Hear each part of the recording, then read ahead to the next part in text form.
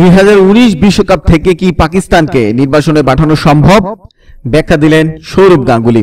পুলওয়ামায় জঙ্গি হামলার প্রত্যাঘাত হেনেছে ভারতীয় বায়ুসেনা, কিন্তু বিশ্বকাপে পাকিস্তান ম্যাচ বয়কট করা হবে কিনা সেই নিয়ে ইতিমধ্যেই বিসিসিআই এর প্রশাসনিক কমিটি বৈঠক করেছে। সন্ত্রাসকে মদদ দেয় এমন দেশের সঙ্গে কোনো সম্পর্ক নয়, এমনকি আইসিসিকে তারা চিঠিও দিয়েছে। আন্তর্জাতিক মঞ্চে পাকিস্তানকে এক ঘরে করে দিতে কোমর বেঁধে লেগেছে ভারত। সিওএ প্রধান বিনোদ রায় তো দক্ষিণ আফ্রিকার উদাহরণ টেনে পাকিস্তানকে সমস্ত খেলাধুলা থেকে নির্বাসিত করা উচিত বলে মনে করেন। কিন্তু বাস্তবে পাকিস্তানকে কি বিশ্বকাপ থেকে নির্বাসিত করতে পারে আইসিসি? একটি সর্বভারতীয় টিভি চ্যানেলে প্রাক্তন ভারত অধিনায়ক সৌরভ গাঙ্গুলী বলেন, পাকিস্তানের বিরুদ্ধে ভারত এখন আর দ্বিপাক্ষিক সিরিজ খেলে না।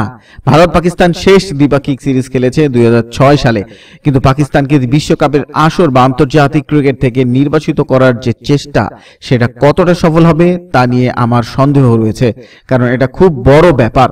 দিল্লিতে অনুষ্ঠিত শুটিং বিশ্বকাপে পাকিস্তানের 2 শুটারকে ভিসা না দিয়ে উল্টো ভারতই বিপাকে পড়ে গিয়েছে।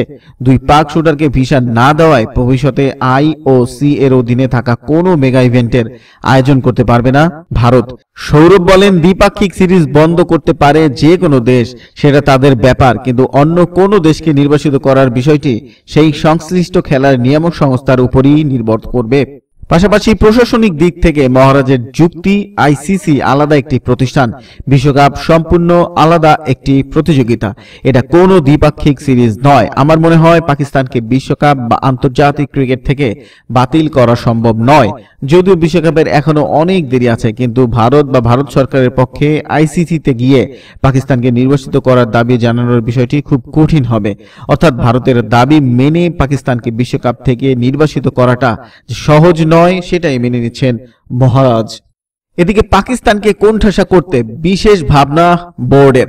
পুলওয়ামায় ভারতীয় জওয়ানদের উপর জঙ্গি হামলার ঘটনার পর বিশ্বকাপে পাকিস্তানের বিরুদ্ধে ভারতের ম্যাচ বয়কটের দাবি উঠেছে বিভিন্ন মহল থেকে।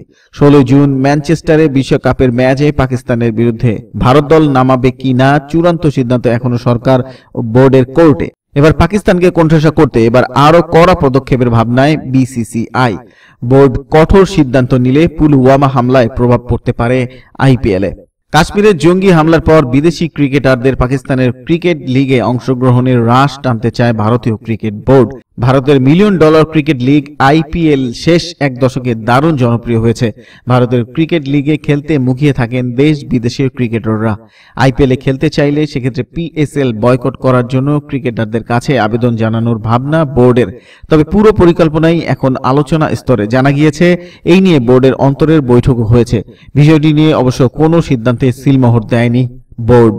পুলওয়ামায় সন্ত্রাস হামলার পর ইতিমধ্যে এদেশে পিএসএল সম্প্রচার বন্ধ করার জোর ধাক্কা দিয়েছে ভারত। এবার আইপিএলে খেলতে চাইলে বিদেশি ক্রিকেটারদের পিএসএল খেলায় নিষেধাজ্ঞা জারি করে পাকিস্তানকেও আরো চাপে ফেলতে পারে বিসিসিআই।